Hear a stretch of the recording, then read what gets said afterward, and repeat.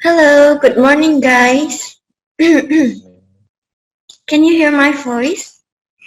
Yes. Yes. Hi, good morning. Good Alright, morning. how are you today? I'm fine, thank you. Thank you. I'm fine. Well, glad to hear that. Welcome to our cultural online class about Japanese culture and also Kirab Satu Suro. This online class will be presented by Mr. Purwanto. And now I will read CV for Mr. Purwanto. Mr. Purwanto has passed his formal school at Unipa for his law and at STPN Sahid for his tourism.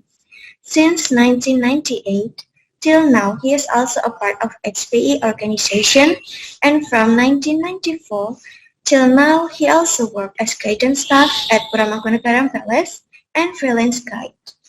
And for the next, I will give the time to our guest speaker, Mr. Purwanto. Mr. Purwanto, time is yours. Terima kasih. Selamat pagi semuanya. Selamat pagi, Pak. Selamat pagi, Pak. Selamat pagi, Pak. Assalamualaikum warahmatullahi wabarakatuh. Salam sejahtera buat kita semuanya. Semoga pada pagi hari ini kesehatan dan karunia Allah Subhanahu wa taala tercurah pada kita semua dan membawa barokah buat kita semua. Terima kasih untuk waktu yang diberikan kepada saya, khususnya dari Bu Artuti dan juga ini adik-adik dari SMK 6 Surakarta yang memberikan kesempatan pada saya untuk sharing tentang beberapa hal yang menurut saya cukup menarik pada waktu kita berusaha atau memproklamirkan diri kita itu dari Solo gitu ya. Jadi informasi ini saya kira akan sangat menarik kalau mungkin adik-adik suatu saat pergi keluar kota begitu, bekerja di luar kota terus ditanya dari mana gitu, dari Solo gitu. Pada waktu ditanya dari Solo, apa yang membuat something different dari kota kita itu ya menurut saya menarik. Di topik kali ini saya akan membahas salah satu hal yang sangat unik, sangat menarik banget dari kota kita, di mana kota lain itu tidak ada. Walaupun ada mungkin skupnya itu kecil atau konteksnya berbeda. Even Yogyakarta pun walaupun punya sama keraton, basicnya keraton, tapi berbeda. Gitu. Sesuai topik yang diberikan, yaitu adalah tentang kirab malam satu suro. Ya. Kirab malam satu suro. Perlu saya sampaikan bahwa kirab malam satu suro, kirab pusaka malam satu suro. Jadi kalau di Solo ada tambahan kata pusaka ya. Kalau Jogja mungkin tidak ada, kota lain mungkin tidak ada. Karena memang intinya adalah adanya beberapa pusaka khusus dari keraton, ya dari keraton yang ada di Solo dikeluarkan di bawah kirab keliling komplek istana atau mengelilingi istana. Jadi ini hanya ada di Solo. Kalau di Jogja malam satu suro dirayakan dengan topom bisu, jadi topom bisu kirab mubeng beteng, jadi tanpa pusaka. Jadi orang bersama-sama dengan pakaian adat muter tembok Baluarti dari Keraton Jogja begitu, tapi tidak membawa pusaka. Nah, kalau di Solo ini unik karena di situ kirab pusaka. Nah, yang perlu saya sampaikan bahwa kirab pusaka di kota Surakarta ini dilaksanakan pada malam satu suro.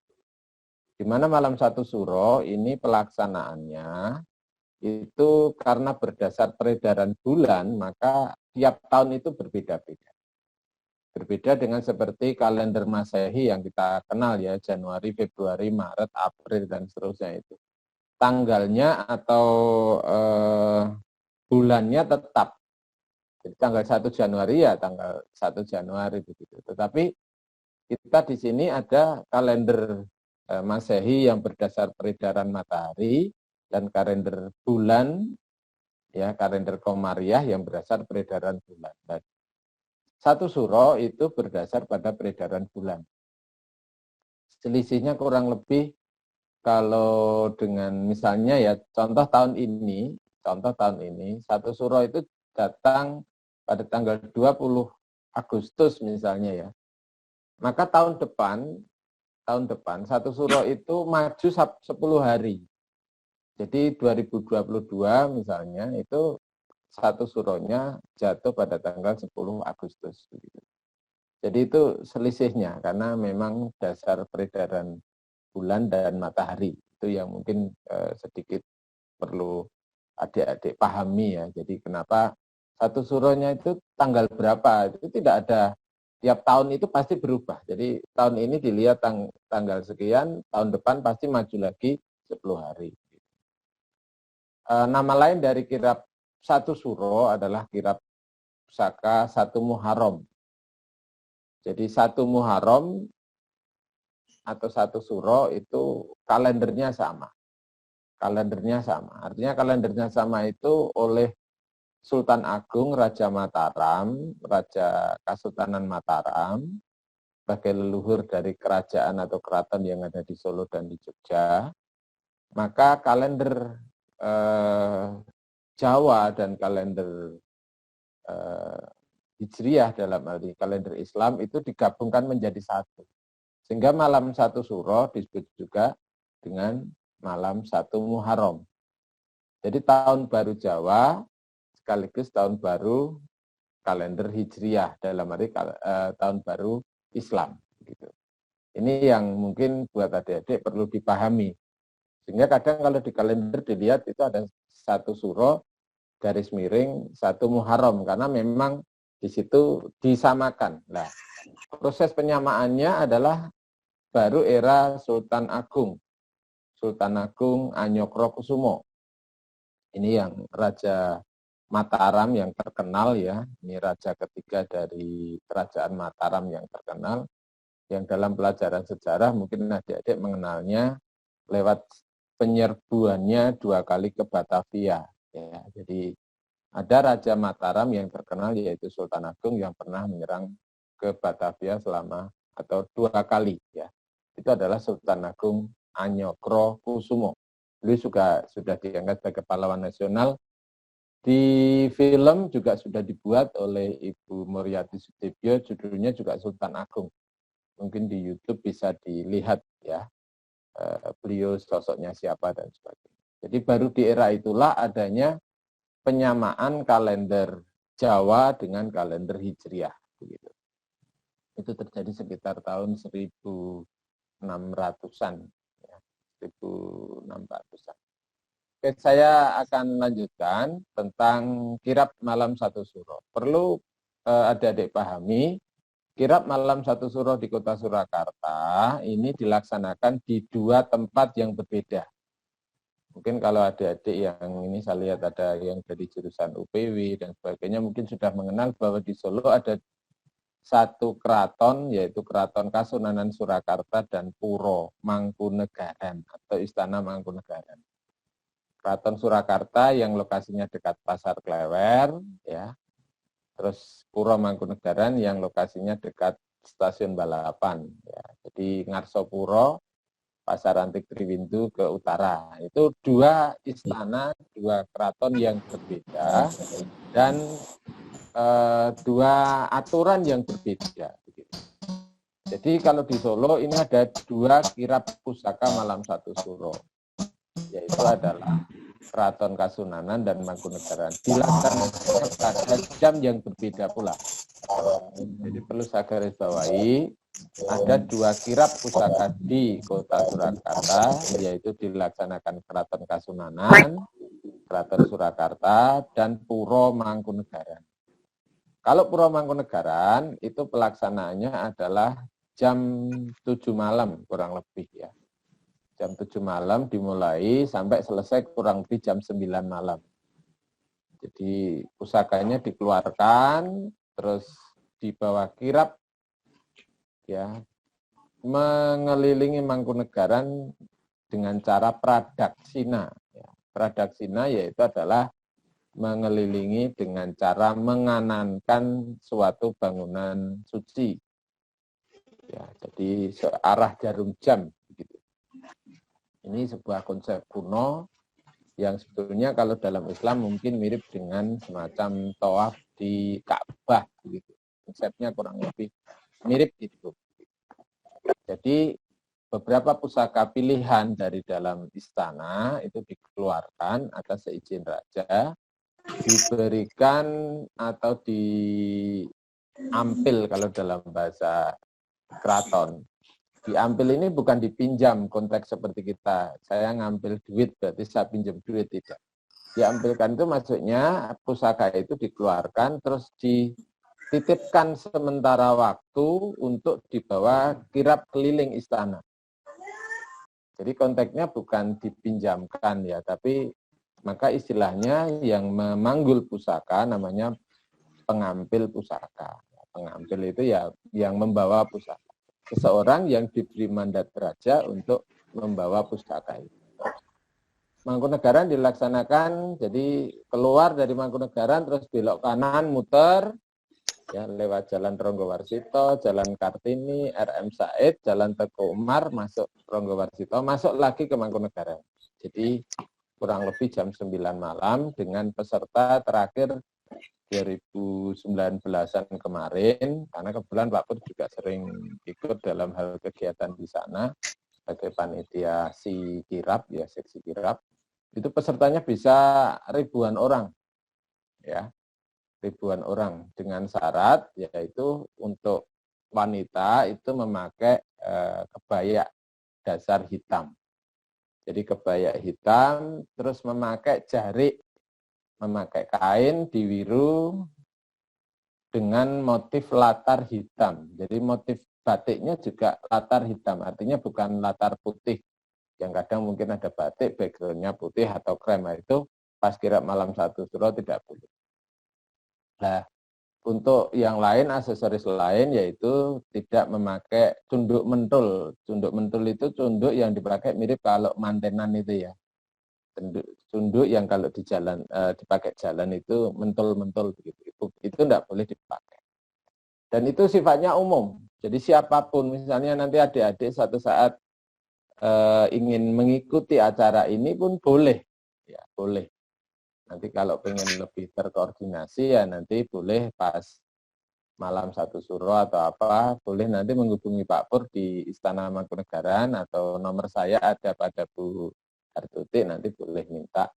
Kalau suatu saat mungkin pandemi sudah ya reda, kirap pusaka mungkin sudah diizinkan lagi, peserta mungkin ingin dari luar pun boleh bergabung, tapi dengan syarat memang harus memakai pakaian adat yang disyaratkan ya.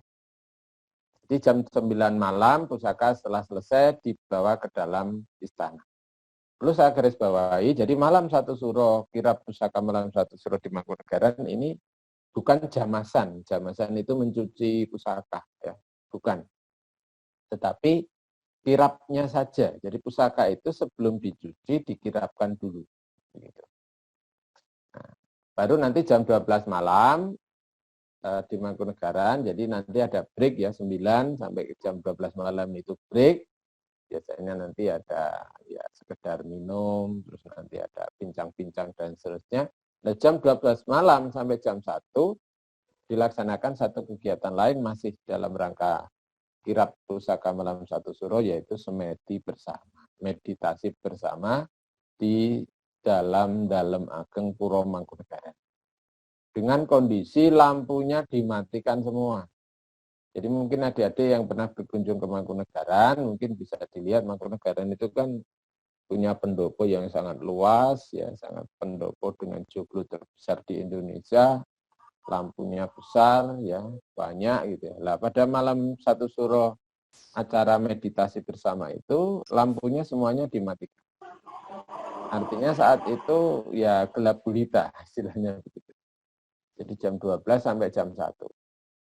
Nanti akan saya sampaikan juga tentang makna di balik itu. Kenapa kok perayaan kirap pusaka di Solo ya itu dilaksanakan dengan begitu. Ini untuk di Puro Mangkunegaran. Yang kedua tentang kirap pusaka di Keraton Kasunanan Surakarta. Ya, Keraton Surakarta Hadiningrat. itu yang dengan trademarknya berupa Kerbo Kiai Slamet, Kerbo Bule itu ya. Jadi kadang orang mungkin mengetahui, orang luar mengetahui bahwa kirap malam satu suro itu hanya dengan Kerbo Bule itu. Ternyata tidak. Jadi di Solo ada 2 kirap pusaka. Jadi kalau Mangkunegaran itu dilaksanakan jam 7 sampai jam 9 malam, kalau di Keraton Kasunanan dilaksanakan jam 12 malam sampai kira-kira menjelang subuh. Karena apa? Rutenya juga lebih panjang, rutenya juga lebih jauh ya. Di mana dari Keraton Kasunanan pusaka dikeluarkan Kamandungan, Supit Urang, Gapuro Klewer terus ke utara sampai Ngladak ya. Jadi Ngladak dekat patung Slamet Riyadi itu belok kanan ya, Mayor Kusmanto, perempatan Sangkrah dekat Loji Wetan, terus belok kanan Jalan Kapten Mulyadi terus ke selatan sampai perempatan Batu Rono. Jalan Kapten Mulyadi itu ke Kostati terus itu kan nanti ada perempatan Batu Rono. Yang ke kiri arah Kelitian Bekonang itu ya. Terus nanti itu belok kanan. Nanti masuk ke Jalan Veteran, lewat Gading, terus sampai perempatan Gemblegan. Perempatan Gemblegan, terus belok kanan, nanti ada Jalan Yosudarso, terus belok ke kanan itu ya, sampai perempatan Nonongan, yang tembus Jalan Slamet Riyadi, Kusumasari, restoran Kusumasari. Belok kanan lagi, nanti sampai Ngladak, belok kanan, masuk ke Keraton lagi. Nah, durasinya ya kurang lebih 3-4 jaman ya untuk Keraton Kasunanan. Lah untuk Cucuk ing Lampah itu adalah semacam forerunner, jadi sebagai pembuka barisan dalam kirap pusaka malam satu suro, yaitu adalah Kerbo Bule Kiai Slamet. Ini Kerbo Bule yang mungkin adik-adik bisa lihat di sekitaran alun-alun Kidul kalau hari-hari biasa ya. Jadi dekat Siti Hinggil Kidul di Keraton Kasunanan, dekat di alun-alun Kidul itu ada 2 lokasi. Kandangnya yang selatan mepet di tikungan itu, pojokan itu, terus yang kedua biasanya sisi utara dekat di bangunan namanya Siti Hinggil Kidul. Nah, di situ ada Kerbo Kiai Slamet yang beberapa di antaranya nanti akan diajak sebagai pembuka barisan pada kirap malam satu suro. Ya. Secara prinsip adat pakaiannya sama, jadi peserta atau masyarakat umum yang ingin mengikuti kirap pusaka malam satu suro di Kasunanan pun juga diperbolehkan. Kalau ingin muter dalam barisan ya harus pakai pakaian adat Jawa. Sama yaitu memakai kebaya hitam, terus memakai kain batik berlatar hitam. Oh ya, motifnya tidak boleh motif parang ya. Mungkin kalau di Google bisa dilihat motif parang ya. Ada parang rusak, parang gledek, parang barong dan sebagainya. Intinya itu tidak boleh digunakan. Pakai motif lain karena memang kalau motif parang itu motif yang hanya dipergunakan oleh keluarga saja. Gitu. Itu tentang perbedaan kirap pusaka di Mangkunegaran dan Kasunanan. Jadi sekarang mungkin adik-adik bisa tahu bahwa kirap pusaka di Solo itu ternyata walaupun sama dalam arti dalam rangka menyambut malam satu suro, satu Muharram itu, ternyata berbeda dalam sisi waktu, juga dalam sisi acaranya. Dan juga saya tambahkan bahwa sekali lagi kirap malam satu suro di sini tidak atau bukan dalam rangka jamasan atau mencuci pusaka. Ini lebih dalam kondisi mengkirapkan pusaka. Jadi beberapa pusaka pilihan yang mana ini biasanya Kerajaan Dawuh Ki itu memerintahkan pada abdi dalam pusaka, kalau di Mangkunegaran namanya abdi dalam Rekso Warastro, itu untuk mengeluarkan beberapa pusaka khusus yang ini biasanya disesuaikan dengan situasi dan kondisi yang ada.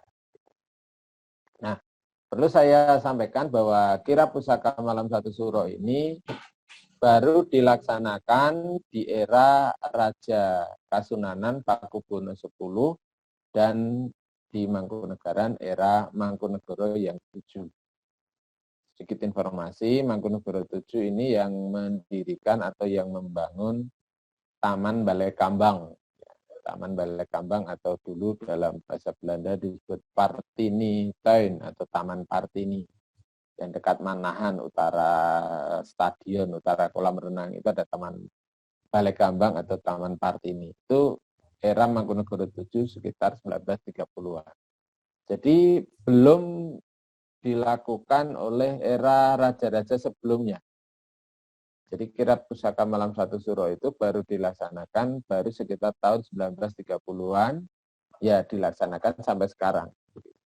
Hanya karena pandemi selama 2 tahun kemarin itu kirab pusakanya sementara ya tidak mendapat izin dari pemerintah dalam hal ini kepolisian, dan karena juga dalam rangka peduli COVID dan seterusnya, sehingga sudah 2 tahun ini kirab pusakanya tidak dilaksanakan secara massal. Tapi apakah masih ada kirab pusaka atau ritualnya? Ya tetap masih. Jadi di dalam keraton dalam skala skup yang sangat kecil, acara malam 1 suro itu tetap dilaksanakan. Ya, jadi kalau biasanya rutenya itu muternya cukup panjang dan lama, kalau pas kemarin selama pandemi itu dilaksanakan dengan situasi yang ada, yaitu tidak hanya di dalam kompleks istana oleh orang tertentu, paling hanya kisaran ya di bawah 10 orang. Jadi tetap ada kirab pusaka juga, tetapi ada acara juga peringatan malam 1 suro, tetapi tidak seperti kirab yang biasa. Gitu. Yang kedua tentang makna ya, jadi setelah sejarah itu tentang kenapa kok ada kirab malam 1 suro, Pak. Mungkin ini pertanyaan yang menarik sebagai sisi kita orang yang memiliki latar belakang budaya Jawa. Jadi di tradisi kita, budaya Jawa, 1 suro, 1 Muharram, tahun baru, itu dihadapi dengan suatu persiapan. Jadi kita sendiri kan hidup dengan suatu karunia atau barokah dari Sang Pencipta. Harapannya dalam perjalanan hidup kita itu lancar semuanya. Tapi itu kan sesuatu yang bisa jadi meleset dari angan-angan atau harapan kita. Intinya tidak ada jaminan di tahun baru yang akan datang itu kita mendapatkan kelancaran. Ada rintangan, ada hambatan, dan segalanya itu. Kirab malam 1 suro diterjemahkan oleh orang-orang Jawa dengan laku prihatin. Prihatin ini jangan disingkat ya, karena saya pernah dengar anak-anak muda bilang prihatin Pak, ya perih neng batin gitu ya. Prihatin, perih neng batin. Kalau di PHP katanya prihatin, perih neng batin. Tapi tidak di situ. Jadi konteksnya memang untuk mencapai sesuatu kemuliaan atau bahasa Jawanya kamukten ing urip ya perlu laku prihatin.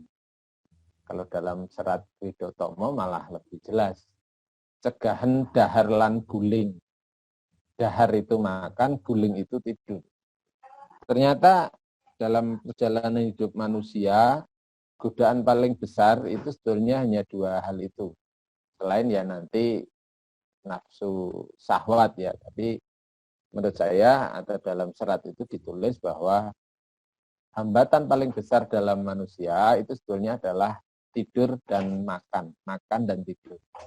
Sehingga kalau pengen sukses, pengen lancar dalam segala urusan selain laku fisik ya. Jadi misalnya adik-adik ini belajar ya, itu kan laku fisik. Belajar yang baik, yang rajin supaya ujiannya lulus misalnya. Tapi dalam konteks lain ya harus diimbangi dengan prihatin gitu. Prihatin itu artinya ya malam-malam harus belajar, ya dilakukan aja dengan ikhlas. Malam-malam harus mengerjakan tugas, dilakukan dengan ikhlas. Apalagi kalau mungkin di Islam ada yang menambah dengan puasa Senin dan Kamis.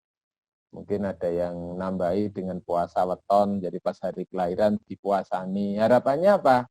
Ya kita berdoa dengan puasa itu salah satunya kita diberi kelancaran, diberi kemudahan di masa yang akan datang. Karena hal ini menjadi hal yang sifatnya menarik buat kita kalau kita perhatikan dalam sisi kita kan inginnya semuanya kan lancar begitu ya. Dalam urusan apa? Sekolah ya lancar, apa-apa lancar, tetapi dalam konteks lain ya kita harus berdoa juga, kita harus positive thinking bahwa lancarnya kita itu adalah atas karunia dari Sang Pencipta. Untuk lebih mendekatkan dan mendapatkan karunia ini ya perlu prihatin. Nah, kembali ke konteks malam satu suro. Jadi periode 1 tahun yang akan datang ini periode yang kita sendiri belum tahu seperti apa nih atau apa yang akan terjadi. Sehingga dengan kata lain, untuk menjaga hal-hal yang buruk terjadi itu perlu dengan suasana, perlu dengan kegiatan yang sifatnya keprihatinan. Ya paling enggak misalnya puasa dan sebagainya. Itu bagian dari harapan atau doa di tahun yang akan datang itu terlepas atau terbebas dari segala rintangan. Biasanya kalau dulu masyarakat Jawa yang masih kuno ya, malam satu suro itu, dilakukan dengan salah satu caranya tidak makan, tidak minum, dan tidak tidur. Ada yang melakukannya dengan cara berjalan kaki ya. Ada ya pokoknya kalau dalam rumah mungkin ya pokoknya beraktivitas, pokoknya 1 kali 24 jam itu tidak makan, tidak tidur. Nah, ini yang kalau tidak makan mungkin agak lebih mudah ya daripada tidak tidur. Ngantuk banget Pak, ya, tapi dengan prihatinnya itu harapannya ya nanti bisa diberi kesuksesan istilahnya. Kalau yang lain kadang-kala berjalan kaki ya, era kecil saya itu kalau malam satu suro itu banyak sekali orang yang kebetulan saya tinggal dari daerah Wonogiri ya. Itu dari Gunung Kidul jalan kaki itu ya mungkin puluhan kilometer pas malam satu suro itu. Ya, saya yakin salah satu harapannya ya mereka akan diberi kelancaran dalam hidupnya, juga termasuk anak turun atau keturunannya diberi kelancaran. Jadi ini konteks yang agak berbeda dengan tahun baru yang kita kenal misalnya malam 1 Januari ya. Tahun baru di era atau di Januari itu kan pengaruh dari tradisi barat ya, itu dirayakan dengan pesta. Nah, ini yang sebetulnya kalau di versi Jawa ini bertolak belakang. Jadi kalau versi Jawa itu dilaksanakan tahun barunya, menyongsong tahun baru ini dengan prihatin. Tapi kalau untuk yang di versi lain adalah dengan pesta. Ini yang berbeda dalam konteks kegiatan. Gitu. Ya, jadi orang Jawa melaksanakan perayaan tahun baru itu dengan prihatin. Kenapa ya prihatin? Ya karena dalam 1 tahun yang akan datang kita tidak tahu apa yang akan terjadi. Kita tidak mengenal, kita tidak bisa memastikan apakah kita akan diberi kelancaran. Kalau lancar sih tidak masalah, saya kira begitu. Kalau urusannya lancar ya is okay. Tetapi pada saat di situ ada masalah, di mana masalah-masalah itu di luar dari perkiraan kita, ya mestinya ini harus kita hadapi dan harus kita beri sebuah solusi atau pemecahan. Lah, dalam konteks keagamaan kita kan mengenal bahwa doa ya. Doa itu dipercaya bisa ya minimal mengurangi dampak dari sebuah hal yang negatif. Nah, harapannya juga sebetulnya sama dalam konteks malam satu suro ini. Gitu. Jadi, kenapa di Mangkunegaran tadi jam 12 sampai jam 1 malam dilaksanakan dengan cara bermeditasi?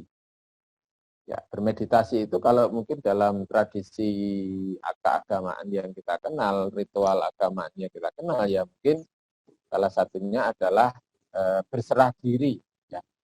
Nah, jam 12 malam, kenapa dipilih jam 12 malam Pak? Ya, karena jam-jam itu adalah jam perpindahan dari satu waktu. Kita mengenal titik 0, 00, pukul 00 itu kan jam di mana perganti hari ya.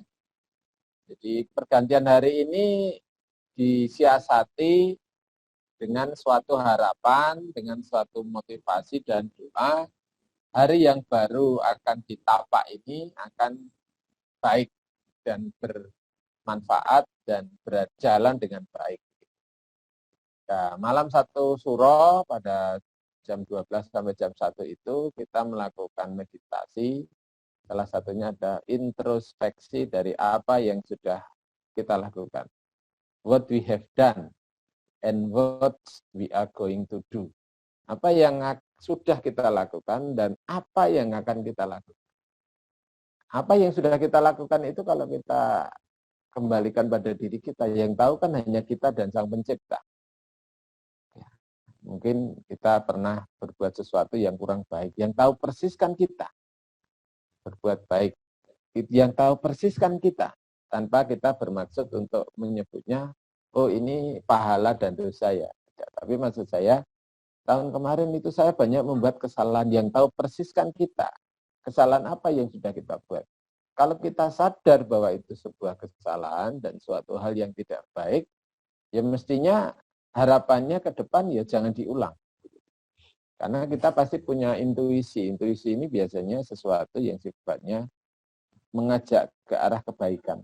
Kita kan dengan ilmu yang kita pelajari, dengan ilmu pengetahuan dari Bapak Ibu guru, dari lingkungan, dari orang tua, pasti sudah paham nih.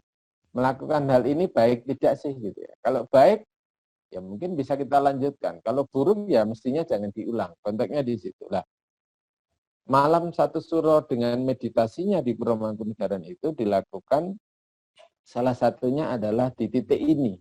Untuk mengingat apa yang sudah kita lakukan.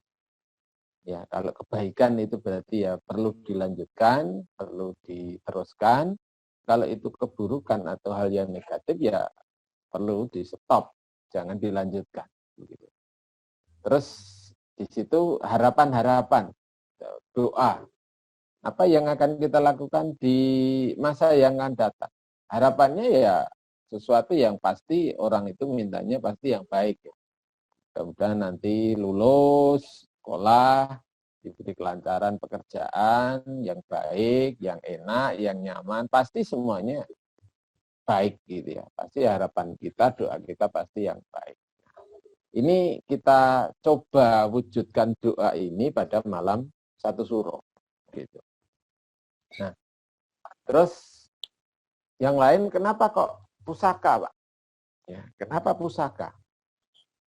Kenapa malam 1 Suro identik dengan menjamas pusaka, membersihkan pusaka, mencuci pusaka, apalagi dengan ritual tertentu yang akhirnya mungkin sekarang akhirnya muncul pandangan sesuatu yang sifatnya mungkin dari sisi agama itu ya, oh itu mohon maaf musyrik ya, syirik dan seterusnya. Ini menurut saya terlalu sempit atau terlalu dangkal dalam konteks yang luas.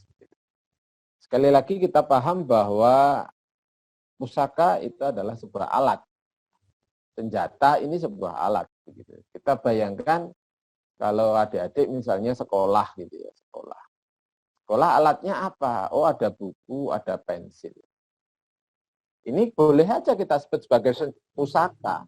Karena kenyataannya kalau sekolah tanpa memiliki buku, tanpa memiliki pensil, kelihatannya juga atau ballpoint itu hampir juga tidak mungkin. Sekolah tanpa senjata semacam itu hampir tidak mungkin. Istilahnya kan begitu. Nah, kita menganggapnya itu ya senjata lah untuk bisa memiliki atau bisa memiliki ballpoint yang baik ya. Ballpointnya harus kita rawat. Kalau pensil ya harus kita rawat. Paling enggak itu diruncingkan. Oh kita membawa stip ya, eraser untuk penghapus. Kita membawa kertas untuk menulis dan seterusnya. Artinya kalau kita ingin belajar dan tanpa memiliki senjata itu ya mungkin hasil yang kita harapkan ini kan tidak maksimal.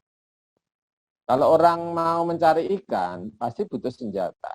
Ada pancing, ada jala, dan alat-alat penangkap ikan lainnya. Kita bayangkan kita ingin hasil ikan yang banyak, Kita datang ke sungai, ditanya mau cari apa? Cari ikan lah, kok tangan kosong gitu. Bisa ya bisa saja, tapi kan peluang mendapatkan hasil yaitu berupa ikan kan sangat sedikit. Begitu karena airnya deras, lalu airnya deras ikannya banyak tapi kan dia berenang lincah sana kemari kan kita hampir tidak mungkin bisa menangkapnya dengan tangan kosong maksudnya gitu. Masuk juga misalnya seorang petani yang ingin mencari rumput. Ya. Tangan ya bisa dipakai untuk nyabuti rumput, tapi kalau ingin mendapatkan hasil secara maksimal ya harus membawa sabit, harus membawa wadah gitu. Artinya kita tidak menganggap bahwa sabit itu sebuah pusaka yang itu konotasinya syirik begitu, tidak. Tapi kalau keris itu keris, tombak, ada pedang dan seterusnya itu dianggap pusaka. Iya, karena kita berbicaranya dalam konteks masa lalu. Contoh misalnya, sebuah keluarga ini memiliki pusaka peninggalan dari kakeknya. Kakeknya hidup di era beberapa puluh tahun lalu, berapa ratus tahun yang lalu. Kita hidup di era yang berbeda. Intinya kita tidak, sekarang saya bekerja tidak perlu keris, iya. Tetapi apa yang kita dapatkan hari ini, apa yang kita peroleh hari ini, bisa jadi karena akibat ya hasil dari apa yang sudah dilakukan oleh nenek moyang kita dengan keris itu begitu. Maksud saya begini. Jadi pada waktu beberapa puluh tahun yang lalu, kakek kita membutuhkan keris itu sebagai media untuk mempertahankan dirinya. Jadi kita bayangkan saat itu kondisinya ya orang ada kompetisi begitu. Kompetisi ini bisa jadi dengan lingkungan dalam arti orang lain yang kita kan tahu ya. Ternyata kenapa polisi membawa pistol misalnya? Ya ini untuk melawan penjahat Pak. Ya zaman dulu ya juga ada orang kriminal itu sudah ada juga. Yang kedua tentang konteks dengan alam. Jadi di lingkungan itu kan banyak juga hewan-hewan buas dan seterusnya. Kita bayangkan manusia melawan hewan buas tanpa sebuah alat. Mungkin kita kalah karena kalah tenaga, kalah bertenaga ya dibanding si hewan-hewan ini. Sehingga kita dengan mencuci keris tersebut, membersihkan keris tersebut, paling enggak ada muatan motivasi. Oh ini dulu sejarahnya ya, kakek saya pernah menggunakan ini untuk mempertahankan keluarga dari serbuan hewan-hewan liar misalnya.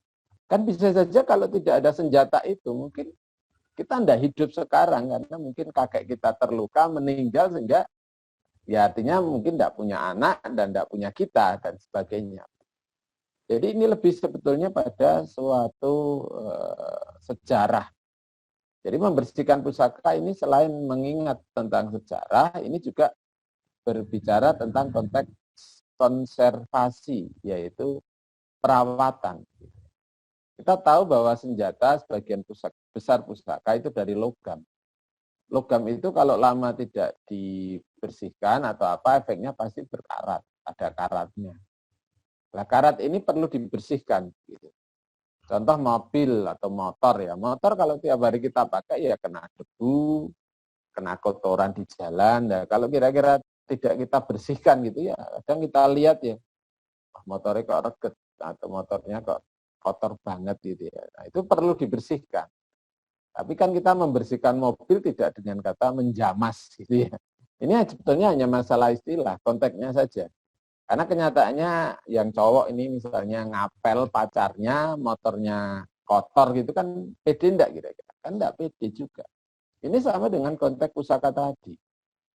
Jadi pusaka dengan sejarah yang melekat di situ, apalagi ada romantisme masa lalu dari kebanggaan keluarga dan seterusnya, itu kalau tidak dirawat dengan baik ya berarti sejarah itu akan hilang.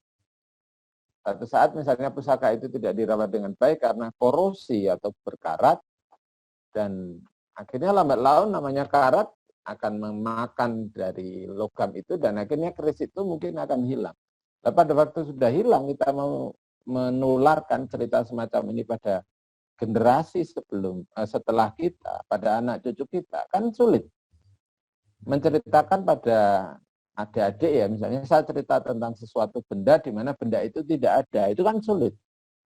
Akan mudah kalau di situ ada bendanya, saya tunjukkan dan seterusnya. Jadi misalnya saya cerita tentang keraton, akan lebih enak kalau adik-adik saya ajak ke keraton, saya cerita tentang keraton. Oh ini, gitu. Beda dengan mungkin saya hanya ajar adik atau berikan informasi pada adik-adik semacam ini.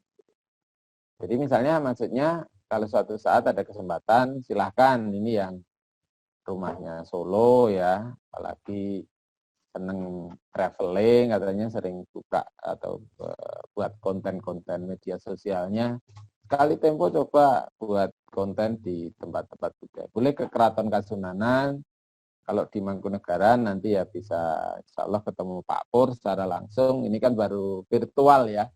Ini alhamdulillah silaturahmi, kenal Pak Pur, ada saya pemandu wisata di Istana Mangkunegaran, nanti boleh kita istilahnya bertemu secara offline, secara langsung, silahkan, nanti insya Allah kita bisa silaturahmi, bisa banyak diskusi, bisa banyak bincang dan seterusnya. Jadi kembali ke kirab pusaka dan jamasan pusaka tadi. Jadi jamasan pusaka pada malam 1 suro, pada bulan suro, itu sebenarnya lebih pada konteks pertama, yaitu adalah konteks mempersiapkan pada era yang akan datang suatu logistik atau senjata. Walaupun konteksnya lah, kita kan tidak bertempur lagi Pak, iya. Tetapi dalam sisi lain kita pasti akan menghadapi masa yang kita sendiri juga tidak tahu apakah membaik atau memburuk. Yang kedua adalah konservasi, yaitu perawatan pusaka. Jadi setelah pusaka-pusaka dikirapkan ini kan didahului dengan proses dikeluarkan. Jadi adik-adik mungkin perlu saya tambahkan ya, pusaka di keraton ini jumlahnya tidak puluhan adik-adik. Puluhan itu misalnya kalau adik-adik di rumah, oh bapak saya 2 begitu ya. Ya mohon maaf, itu level pribadi. Seseorang punya keris 3 itu menurut saya sudah lumayan banyak. Tapi kalau skala keraton, jumlah pusaka itu bisa ribuan. Dari pedang yang bentuknya sabet, bentuknya tusuk. Yang namanya keris itu kadang hampir tidak terhitung jumlahnya berapa. Hanya keris keraton itu ada penandanya. Gitu. Jadi keris lebet itu keris dari dalam keraton, itu ada penandanya. Oh ini masuk level keraton atau keris skala keraton. Jadi kalau orang luar ada yang punya itu dan sebagainya, ya ngaku-ngaku miliknya raja dan sebagainya, ya bisa saja. Tapi perlu saya sampaikan, leveling di pusaka keraton ini ada 3, yaitu Kiai, Kanjeng Kiai, dan Kanjeng Kiai Ageng. Nah kalau Kiai ini keris yang untuk level keraton itu level paling rendah. Disebut paling rendah karena memang secara level sangat mungkin raja itu memberikan souvenir. Jadi karena seseorang dianggap berjasa, ya diberikanlah keris. Gitu kan. Ya contohnya misalnya dalam konteks kita ya, kita kan tidak mungkin hanya punya baju itu satu style, itu tidak mungkin. Jadi kalau masing-masing ini adik-adik saya tanya, kamu punya baju berapa gitu ya? Wah, tidak terhitung Pak, gitu ya. Tidak terhitung. Tapi waktu baju itu keluar dari lemari, adik bisa langsung, kalian langsung bisa oh itu baju saya gitu. Kenapa? Itu saya beli di sana dan sebagainya. Artinya langsung bisa terdeteksi, walaupun itu mungkin di tumpuan yang paling bawah. Gitu. Keraton juga sama. Nah, pada kirab malam 1 suro diambillah beberapa pusaka yang itu sesuai. Pengertian sesuai itu mirip seperti adik-adik punya baju yang coraknya banyak, motifnya banyak, modelnya banyak. Terus suatu saat ada acara ulang tahun begitu ya. Ulang tahun, wah saya harus pakai motif yang apa nih? Oh saya ingat punya motif A gitu, yang itu ada tumpuan di sana. Pasti dicari itu. Karena ingin tampil dengan motif itu. Sama dengan konteks malam 1 suro. Jadi pada waktu malam 1 suro ya beberapa pusaka yang di situ dianggap sesuai dengan situasi kondisi yang ada dikeluarkan. Nah pada waktu dikeluarkan itu ada proses kan yang namanya dikeluarkan, paling tidak diangin-angin dulu. Sama dengan seperti kalian, mungkin pada waktu baju itu lama tidak dipakai, kalau dikeluarkan mungkin pertama akan dilihat lipatannya masih bagus enggak nih, jangan-jangan sudah amburadul ya, sudah agak kucel dan seterusnya. Oh, perlu dicuci lagi, perlu dikasih parfum lagi, perlu disetrika lagi dan seterusnya. Itu adalah suatu proses yang sebetulnya biasa. Nah, sehingga dalam konteks lain, kirap pusaka malam satu suro itu sebenarnya hal yang wajar dalam kebudayaan kita. Hanya mungkin adik-adik lebih melihatnya pada wah itu yang sakral, yang enggak. Sebenarnya dalam konteks lain itu hal yang lumrah. Hanya sekarang karena banyak orang yang mungkin tidak peduli, mungkin apatis ya terhadap hal begitu, sehingga melihat kirap pusaka malam satu suro jadi kesannya kok tidak tertarik dan seterusnya. Padahal itu sebenarnya hakikat yang menurut saya sangat luar biasa begitu. Terus tentang konteks pusaka dalam arti luas ya. Jadi ya kalau saya sendiri secara pribadi, saya sendiri punya beberapa keris yang mana itu keris betul, keris beneran begitu. Karena saya juga lebih pede pakai keris itu daripada pakai keris-kerisan gitu. Saya maksudnya keris manten. Kadang kan kalau misalnya di lingkungan saya, karena kebetulan di lingkungan juga sering sering ada kegiatan ya untuk pusaka dan sebagainya. Saya lebih suka memakai pakaian adat yang di situ pakai keris betul. Ya, itu untuk pemaparan saya tentang kirap pusaka, pemaparan saya tentang malam satu suro. Jadi dua hal yang menurut saya menarik, yang perlu saya garis bawahi, kirap pusaka di Mangkunegaran dan Kasunanan.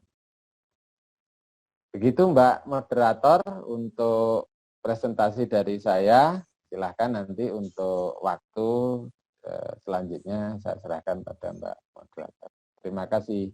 Thank you. Yes. Thank you very much, Mr. Purwanto. That's a great information for us. I'm sorry if my audio is not clearly. Well, from this class, we learn more about Kirap Satu Suro, and we get to know that Kasunanan and Mangkunegaran do the Kirap Satu Suro with a slight difference. For example, the started time in Mangkunegaran, the Kirap Satu Suro started at 7 p.m., but in Kasunanan, Kalis started at midnight or 12 p.m. And then, in the Mangkunegaran, they don't use the albino buffaloes, or we call Kapubule and etc. But it's still carried out on the same day.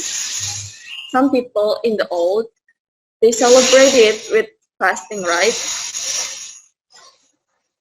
And the main purpose of Kirap Satu Suro is this tradition aims to get closer and convey a form of gratitude to God. And remember it, Kirap Satu Suro is not same with Jamasan Pusaka. Well guys, don't pass the quiz session because we have a special surprise for you. But before the session, we open the Q&A session.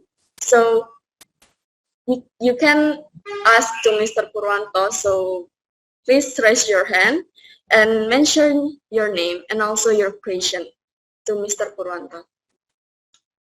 Anyone want to ask?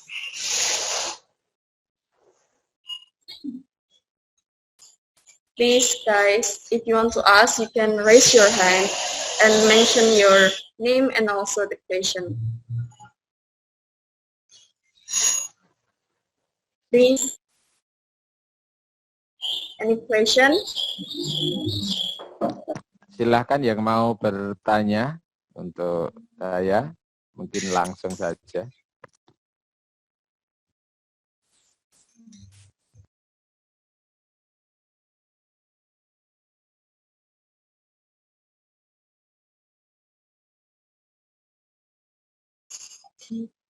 No question at all from the audience. Okay, there is no question, guys. Question, okay. You can ask to Mr. Purwanto, and then Mr. Purwanto will answer your question. There is no question? No. No. Okay, so for the next, we move to the quiz session, I mean. So, Mr. Purwanto, you can give the question for all my friends, and then if you want to answer, you can raise your hand, and then you get the special door prize.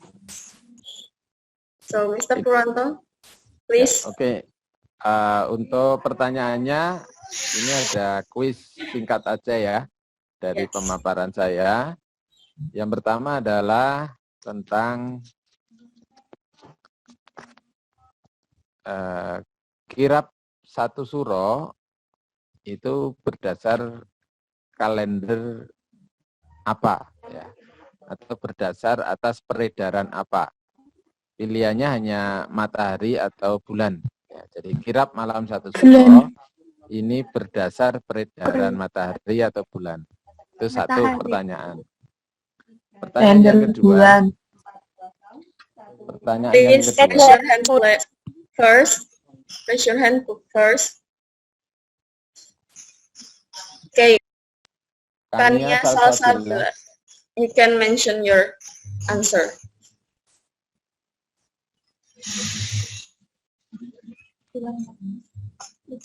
Mbak Kania Salsabila, please answer. You can use bahasa, no problem. Bahasa Indonesia aja.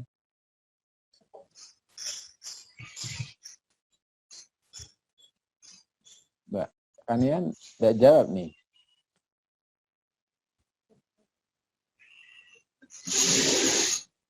I'm sorry, your voice is not clearly. You can answer bahasa Indonesia. Yes.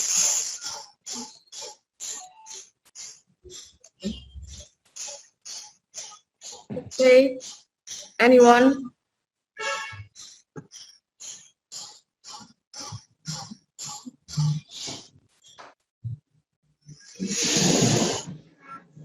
Come on, guys, for the first quiz. Anyone want to answer it? Special door prize. Yes, you can get the special door prize, guys. Just 2 quiz.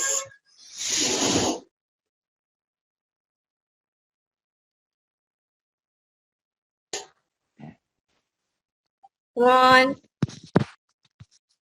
Yang lain mungkin jawab, mau menjawab. Yes. Silakan.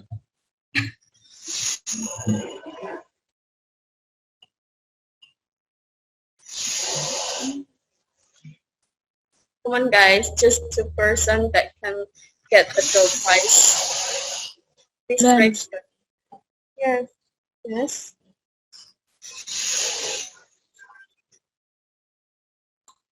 Peredaran bulan. Okay. Mention your name, please. Your name? Alinda Bintan Ardana. Alinda. Alinda, right? Mbak Alinda, ya. Berdasar peredaran apa, Mbak? Bulan. Bulan. Oh ya. Terima kasih untuk Mbak Alinda yang sudah menjawab, jawabannya benar ya. Terima kasih. Jadi untuk kirab malam satu suro itu adalah berdasar dari peredaran bulan.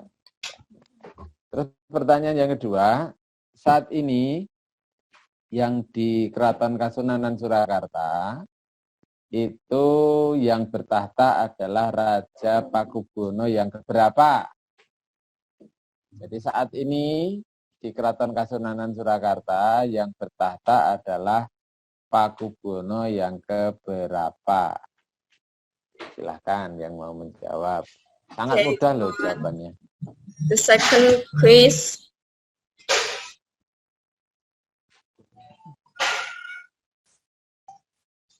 Come on, guys.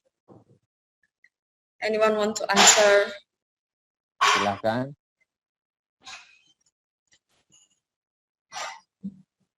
One.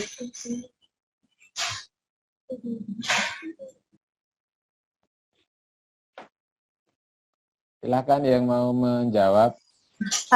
Buwono ke-13. Is it right? Ya. Pakubono yang ke-13. Betul. Yay. Congratulations, Alinda. You get the door prize. Basis ya. Oke. Ya. Yes. Saya kira begitu Mbak untuk Yes. dari saya 2 pertanyaan. Yeah. Monggo Thanks, Mr. waktu Purwanto. saya kembalikan pada moderator. Matur nuwun. Yeah. Thanks a lot, Mr. Purwanto. And Yes, you're welcome. And thanks for the nice attention and responses, guys, in this class. So we over this online class, and for the next turn, I will give the time to my friend Nadine. Well, Nadine, time is yours. Well, thank you for the time. So I will make a conclusion from this class today. So Qiraat Satu Surah is a tradition held to pray and be grateful to the God as our Creator, so that we can pass this year and the following year successfully without any obstacles and barriers. The important part of this tradition is meditation, or samadhi in Bahasa Indonesia. It was used as a means for introspection for what have we done in the past and what we will do in the future. But for now, because of the pandemic, this tradition is carried out in a limited way.